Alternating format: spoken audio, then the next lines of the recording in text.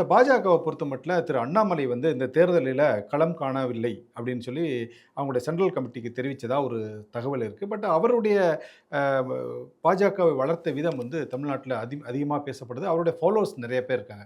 அவர் ஒருவேளை களத்தில் இல்லை அப்படி என்றால் எப்படி இருக்கும் களம்? இல்லை, கோயம்புத்தூர்லேயே அண்ணாமலை அன்பு கூட்டம்னு ஒரு அமைப்பு வச்சுருக்காங்க, கட்சிக்கு அப்பாற்பட்டு. இன்னைக்கு கூட அவங்க ஏதோ விவாதிச்சு சொல்லுங்க. ஒரு ஆக்டிவ் பொலிட்டீஷியன்னா அண்ணாமலை தான், அண்ணாமலையும் திருமாவளவன். இன்னைக்கு உறங்கி கிடந்த பிஜேபியை உசுப்பினது அவர் தான்.